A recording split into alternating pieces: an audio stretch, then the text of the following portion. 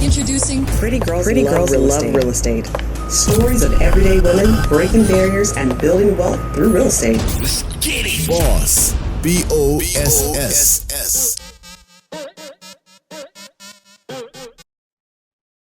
Hello. Thank you for tuning in to another episode of the Pretty Girls Love Real Estate podcast. I'm your host, Jessica Washington, and I'm really excited for my guest today. I have Miss Anna McCorvey. She's an architect, and she's the founder of the River East Design Center in Southeast Washington, D.C. I'm really excited to talk to her.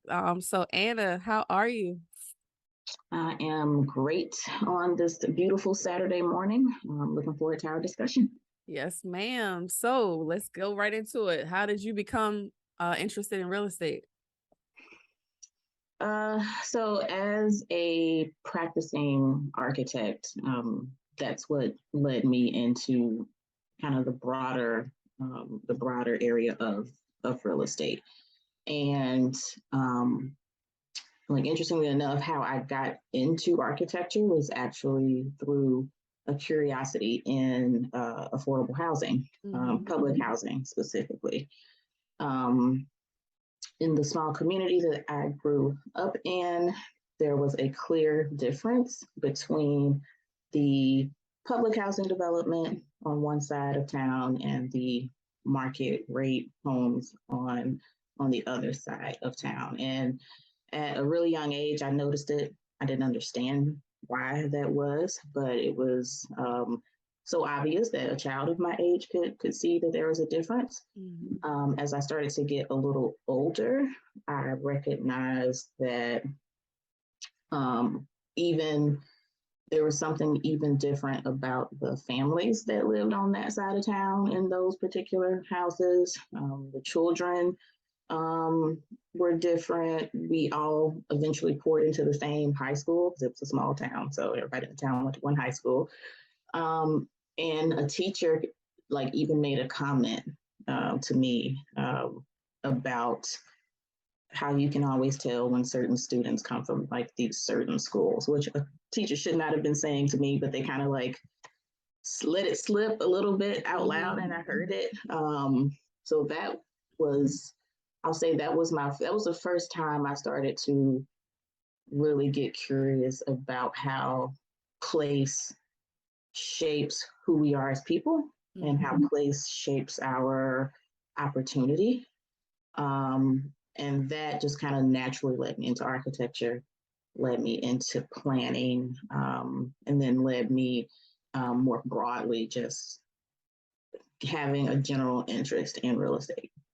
Got you. So how was your, experience, training to be an architect? Because unfortunately, there's not that many women, and obviously definitely not that many Black women. So how was that experience for you? I had a number of great opportunities. One of which was to go to an architecture camp when I was in high school. And I did that at Florida A&M University in Tallahassee, Florida, which is one of the few HBCUs in the country that has an accredited architecture program. And so that was my first introduction into architecture. And I was at a HBCU,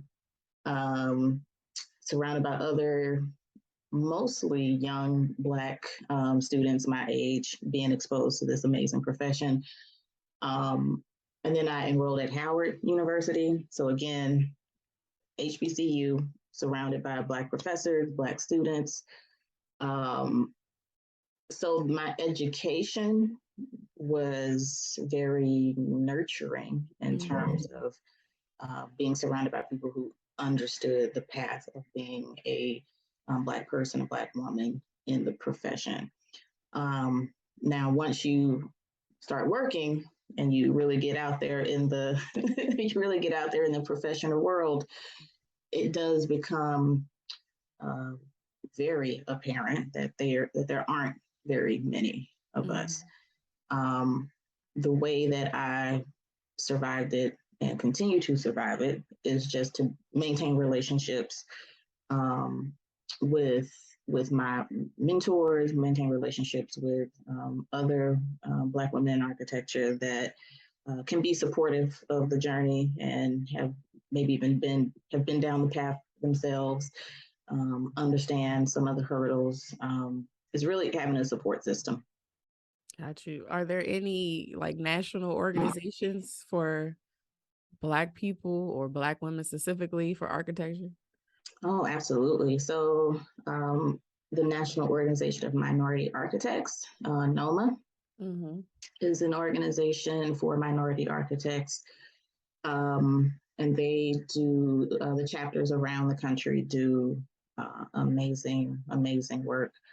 One of the premier programs that NOMA does is called Project Pipeline, and that is an effort to, get young Black students into the pipeline, teaching them about architecture, keeping them interested in hopes that they go on and choose a career in design. And there's a number of initiatives as well to increase the numbers of Black women specifically in architecture. There's one, I believe it's called the First 500, because we recently broke 500 Black female architects in the country. Wow, it's only 500 out of like tens of thousands. Yeah. No, don't quote me on that, but I think we recently broke, or we're very close to it. But I think we actually have kind of surpassed that number. And there's a few other Black women specific initiatives, like here locally in DC. There's a Black women architecture brunch and scholarship program that happens periodically. I think a couple times a year, maybe. So we're banding together to increase those numbers and to support each other as best as we can. Okay, that's awesome. Now let's back up a little bit though, because I feel like a lot of people like kind of know what an architect does, but specifically, what does an architect do for a project? That is a great question, because an architect can do so many things for a project. So I'll keep it simple though, and just speak towards a very traditional role that an architect may play, let's say, on a multifamily housing project. So the architect is, I could give you kind of an official legal definition of our responsibility. We're responsible for the health, safety, and welfare of the general public. So that's a very big, broad definition. But what that means is that when we are designing a building, say this multifamily housing development, we're not just putting together something that is aesthetically pleasing, which is a goal of ours. It should look nice. And we're not just designing a building that is functional, which it should, because it needs to function, it needs to work for the people that are actually in the building. We are also putting together a building that is safe. So we're looking at a lot of fire safety issues. We're making sure that in the event of an emergency, people can navigate out of the building safely. We're also looking at accessibility. We want to make sure that the building can be used by people of different abilities, whether or not you have a walker, you're in a wheelchair, whatever type of ability you may have, that you can still function and use the building and get out of the building safely should an emergency arise in the building. We're always navigating the regulatory barriers. Well, I won't call them barriers, but we're navigating the regulatory environment. We are looking at the building codes constantly. We're making sure that we are in compliance and following the processes that the local jurisdiction has set out to get a building permit. That we're generally the ones that are driving that entire process as well. So your architect is not just designing a beautiful building for you, but we're also making sure that that building is safe, up to code, and in compliance with some of the many regulations that we may have to comply with depending on where you are in the country. Got it. So let's talk about you and some of the projects that you've done. What are maybe one or two really memorable ones that you worked on in the past?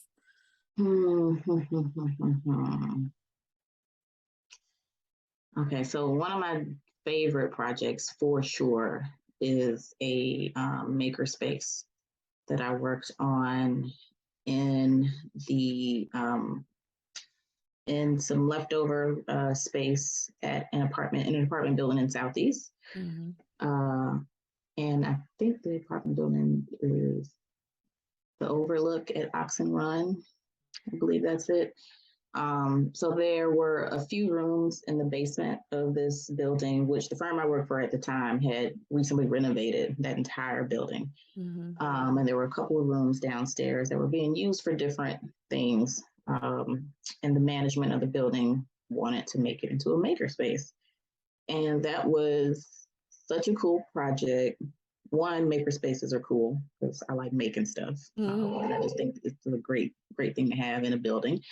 But then two, the idea behind it was that some of the older residents would be able to use the space to teach some of the younger residents some sort of craft. There was a fiber arts room where there's like a lot of sewing machines and yarn and crochet and knitting and all the fiber stuff. And there's a really good image of some older ladies in there kind of working with some fabric. And that was just a beautiful image to me, a good resource for the community. So it's definitely one of my favorite projects. Another project that I worked on, what I say is my favorite, I like it because it was one of the first projects that I felt empowered to, after working on it, I felt empowered. I can do this, I'm in this profession, I'm capable. And that was a multifamily housing development in Mount Pleasant, the Monsignor Romero apartments.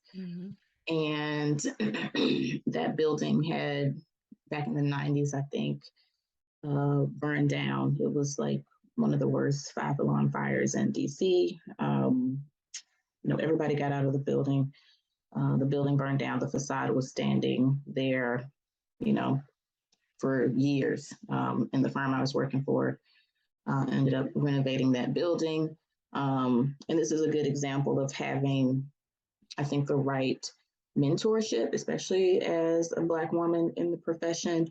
My project manager, who was a woman of color, was my project manager at the time, was incredibly supportive of me and pushed me just enough that, she encouraged me to learn, encouraged me to try. Without her kind of guiding me and pushing me on that project, I don't think I would have left with the same project experience. I don't think I would have left with the same experience, for sure. Yeah, it's definitely important to have allies and advocates, especially if you're talking about industries where it's not many of us. We don't have as much representation. It's definitely important for those mentors. So you worked at a lot of larger firms, but then you started your own organization, River East Design Center, which is more community based. So tell us about why you did that and what are some of the things that you do there? Sure. So the why was, I'll start by talking just a little bit about community design centers in general. It's not a new concept. They exist all over the world for sure, but they definitely exist in this country. And they started up around the 50s and 60s in response to a lot of displacement of primarily minority communities. And there were a number of things happening around that general time. You had urban renewal going on. You had the expansion of the highway system, and a few other things that were really detrimental to a lot of communities of color. And that's around the time that you see community design centers pop up. And these groups of people, which were generally architects, planning professionals, a lot of students from maybe local architecture schools, were coming together to provide technical assistance to these communities that were being displaced. So it's a very short snippet of kind of like the history of community design centers. And so when I started the River East Design Center, I was a new resident in the Anacostia neighborhood in DC. And so this was back in 2015. And I was, you could see there were a few projects going on at the time, not nearly as many that are like right now, but there were like, you could get the sense of something happening. And I was just noticing in some of the ANC meetings that residents seem to not be completely on top of some things that were going on. It seemed like some folks, and this is, I mean, it's very general and kind of anecdotal based on, me overhearing things at meetings and talking to people individually, but it just seemed like people wanted better information. They wanted to be more in the loop about the change that was happening in the community. And one story in particular, one lady in particular was an older lady who was noticeably upset at an ANC meeting because a developer was talking about a project being built, and someone asked, well, what structural material are you going to use? And they responded that it would be a wood frame building. And there was an older lady in there who, I don't know where she heard that wood wasn't a good material to build with. We build wood frame structures all the time. It's totally fine. But she was under the impression that a wood frame building was an inferior building. And she was basically wondering, like, why are you bringing this inferior product into the community? So comments like that, which lead me to believe that there's just kind of a lack of understanding of the building process. There's a lack of awareness of how to get information about what's going on in your community. Is there an opportunity for us to start filling that gap? So that was kind of the thought process behind starting up a community design center, really as a way of connecting people to the information that they need to start making the decisions that they want to make about the change going on in their community. And so that kind of leads directly into one of our major programs, which we call Back to Basics. And that's our educational outreach arm. And one of the first programs that we did was the basics of the real estate development process and how you can fit into it as a community person. Okay. So what are some of the projects that you've worked on so far, something memorable with the River East Design Center? So we've mainly been focusing on our educational outreach, but we do have a really exciting project in the pipeline with the 11th Street Bridge Park project. So we will be designing a mobile retail kiosk that will kind of serve as an incubator space almost for east of the river entrepreneurs. And this is going to be great for people, for those makers that, let's say the candle business that's been going pretty good, and you've been to a few markets and you're ready to like take the next step. You'll be able to sign up to use this mobile retail kiosk, which can place you in some like really prime locations that maybe you wouldn't otherwise have access to. to sell your goods and get exposure. And there'll be some other programming, some wraparound services, if you will, once you have actually kind of finished up, let's say, your week or two in the kiosk, that'll help you make those next steps to maybe getting into some stores. Maybe you want to expand, but we're really excited to be working on that project. That's in the pipeline. Absolutely. Yeah, that whole 11th Street project is going to be transformative and finally connecting the east of the river, which is, kind of been on like the outlier of the city with the main part, Nationals Park, all that area that's had all this explosive growth the last couple of years. So that's exciting. So what are some of the, I guess, trends or changes you've seen in a profession where now everything is shifted to more design based on like working from home, because we had the pandemic, and then there's a lot of, stuff with green energy, like the LEED certifications, like a huge thing now. So what are some of those things that you've experienced? Well,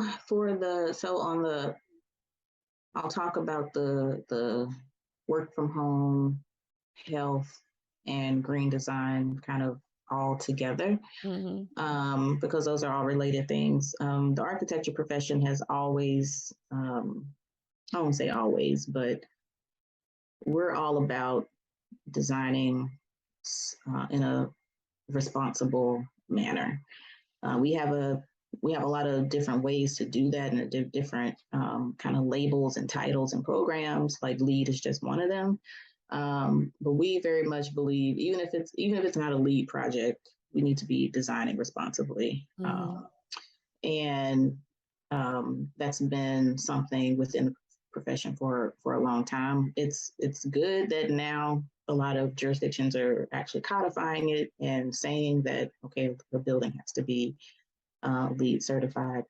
But one part of LEED is just interior air quality and just the health of the building in general, which people have become really interested in, of course, during COVID. And so one shift that I'm seeing is kind of a shift towards more open office space, a shift towards spaces that are a lot more flexible, because you may not know exactly how many people are going to be in the office on a given day now. So spaces that can be dual purpose from a design standpoint. We're seeing a lot of that. People are definitely wanting access to outside space now. So whereas previously, maybe someone didn't want to spend the money on that terrace, now maybe they're rethinking actually spending money to build that terrace so that people can be outside more throughout the workday.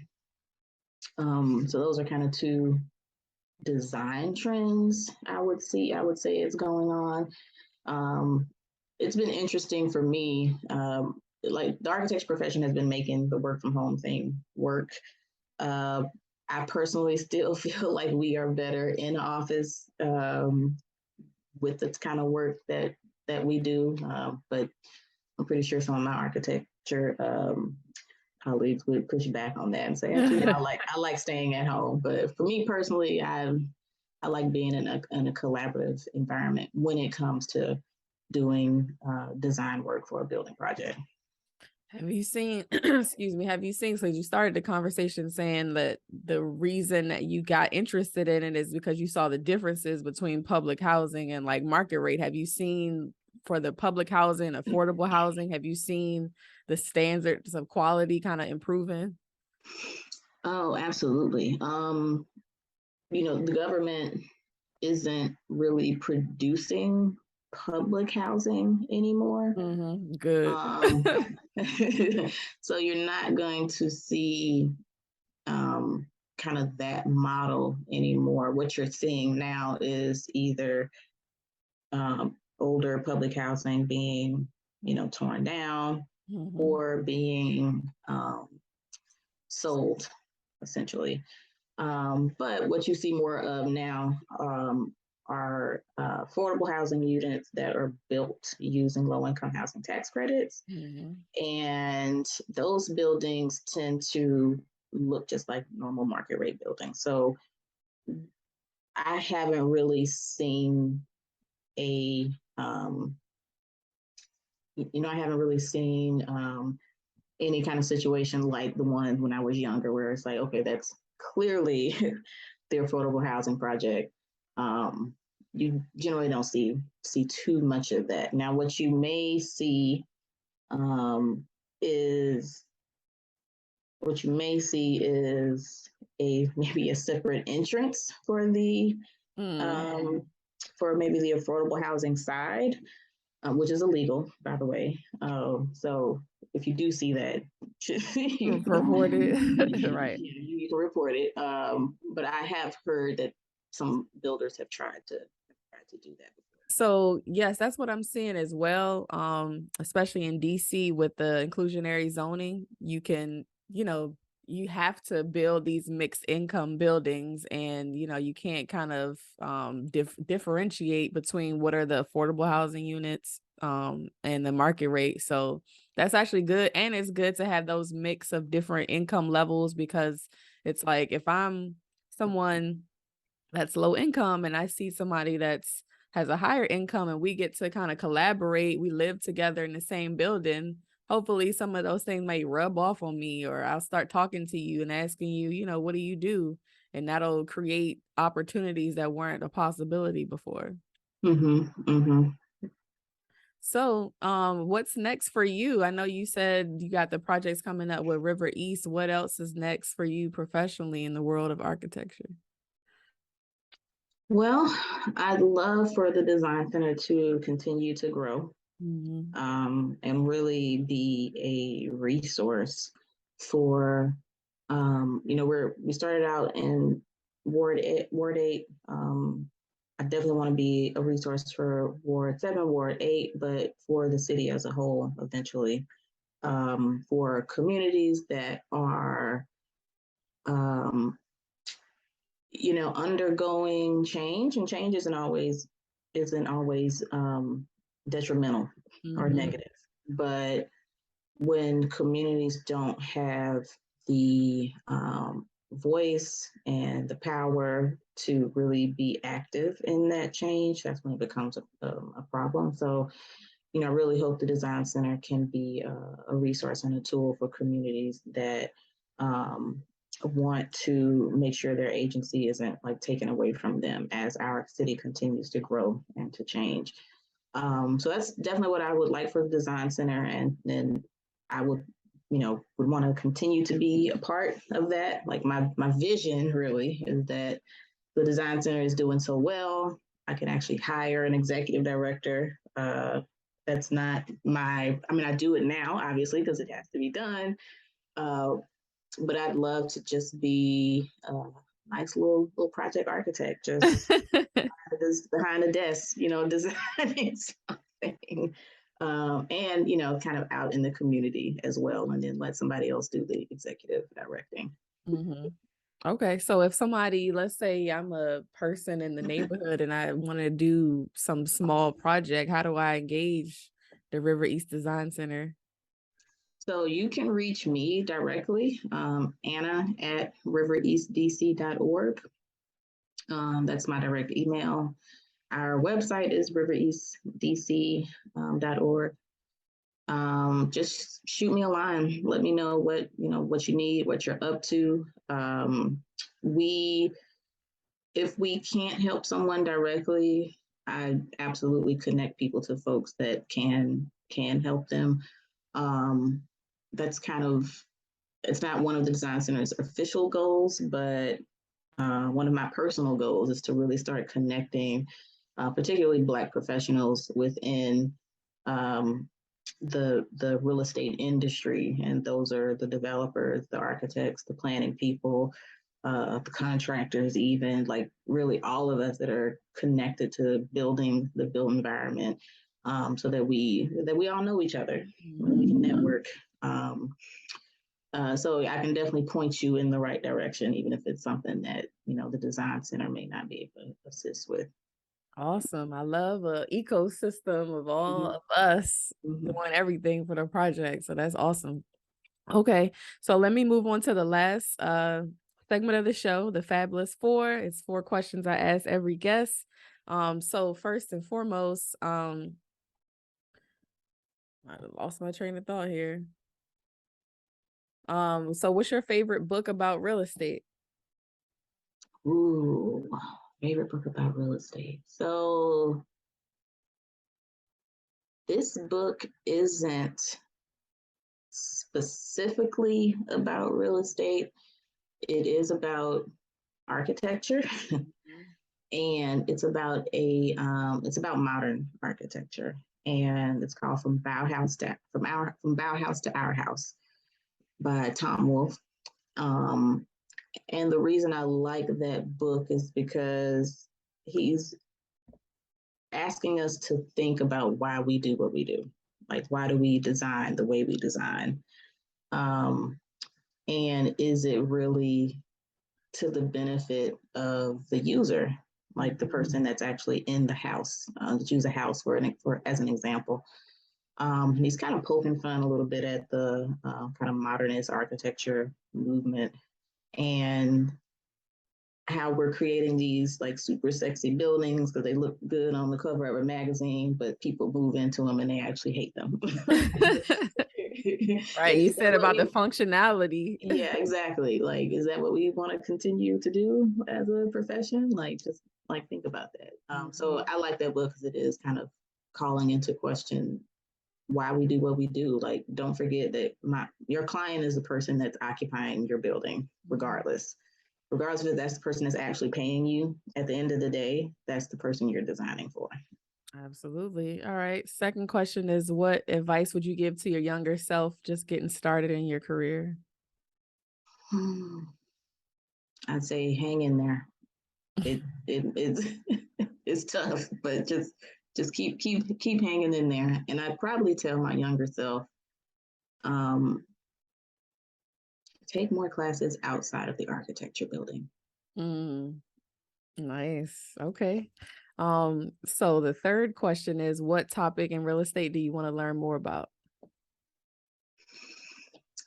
Uh, so I've lately been interested in um, how developers can think creatively about the funding of a project. So different funding mechanisms. The loan from the bank being a very traditional way of funding something. Um, when it comes to affordable housing, you'll have your tax credit money as well. You may have a grant or something from somebody else. Is there like another piece of that we could be missing potentially? So just different funding structures, different ownership structures as well. Like I'm really interested in community land trusts, things like that. So just different models of ownership that may give us the flexibility we need to really start delivering the quantity of affordable housing that we need. Yeah, I think that's key because even like the tax credits, those are for like the huge 100+ unit projects. But as we start to, kind of saturate the market and it's focused more on infill development, there needs to be some kind of financing for like those, 20 to 50 unit Mm-hmm. projects. Mm-hmm. And I think you may be able to get. I worked on a 74 unit building some Mhm. years ago that I believe had tax credit money associated with it, which is continues to be a great resource that gets bipartisan support all the time, which is also interesting. Mhm. Um, but yeah, like in addition to all of that stuff, is there like what are some other like what else can we put into that that development stack that Right. can help us get to where we're trying to go. Just is like what how can we think creatively a little bit more creatively about paying for these projects? Right. Especially the cost of materials keep coming up.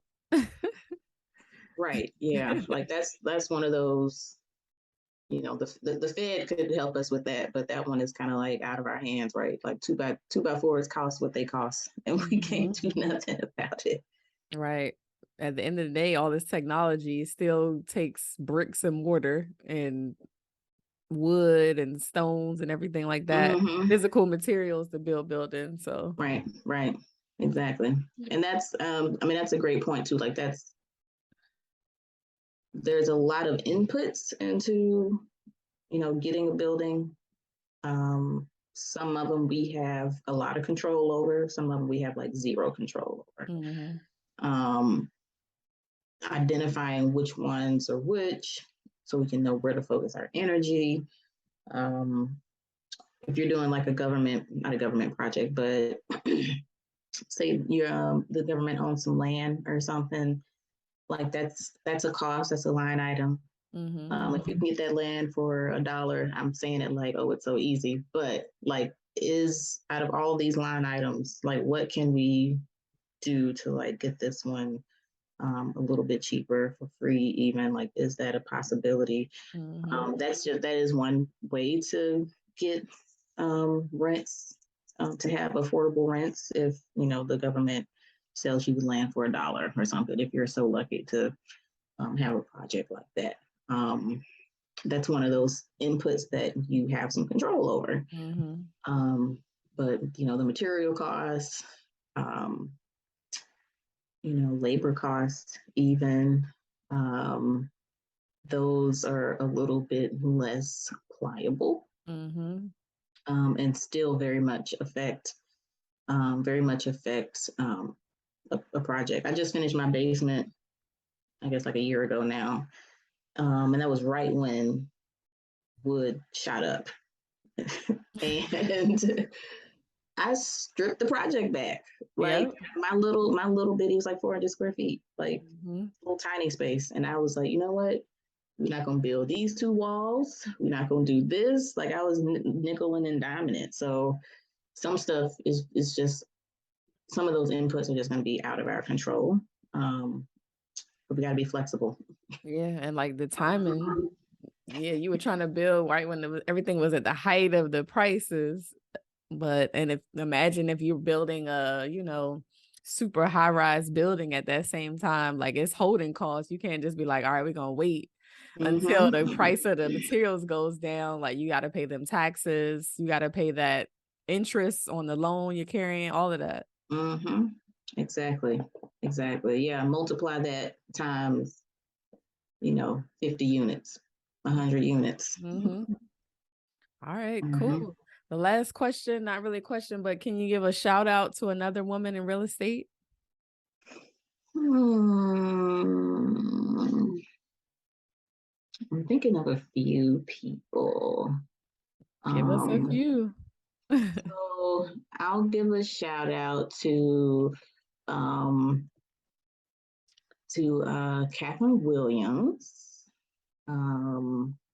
She is the founder and organizer of the Black Women in Architecture initiative I was telling you about. So definitely give a shout out to her in the aspect that she, had the foresight to organize a group like that. And she does also do some real estate work in Baltimore as well. Like we've actually had very similar kind of trajectories in our career path. Like she's like me in that we've kind of branched out a little bit from what we would call traditional architecture, where we're strictly just like a designer. Right. There's the architect. You asked me kind of what does an architect do? I gave you a very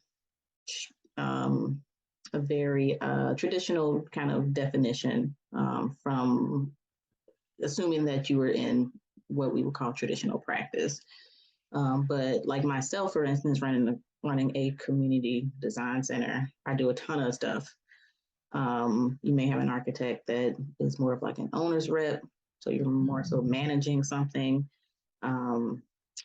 I've known architects to go on and do, just a whole host of things. But so yeah, shout out to Catherine Williams.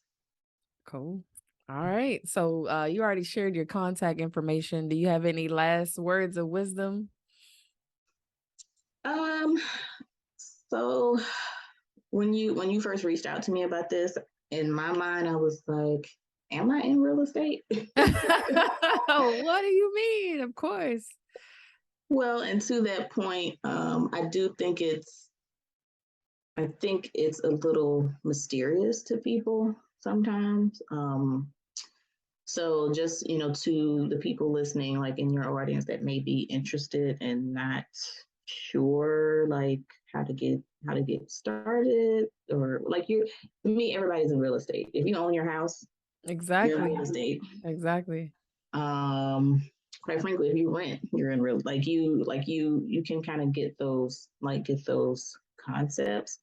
And so just like some words of advice is to understand the breadth of the profession. Like there's a lot to do within real estate that doesn't just involve actually purchasing a property.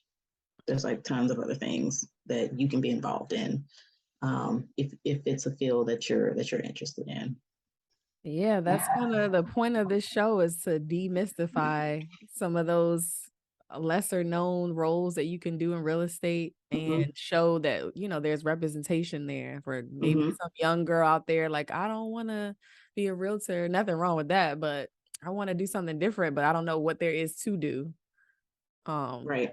So showing that there's, just showing different examples of people and that they've come from similar backgrounds. So it's like, if they can do it, you can do it too. Exactly. All right, Anna, I really appreciate this. This was an amazing conversation, very insightful. Obviously, you're the first architect and on the show. So I really appreciate just, your wealth of wisdom and knowledge of the subject. So I'm really excited to see all that you're going to be working on soon. Like I said, that 11th Street project is going to be transformative. And as a DC native, it's really exciting to see how that's going to come along. So yeah, it's going to be huge. Yes. All right. Well, don't want to take up too much more of your time, but really appreciate you. Again, this is another episode of Pretty Girls Love Real Estate podcast. Thank you to my guest, Miss Anna McCorvey. And we'll catch you on the next one. All right. Thank you.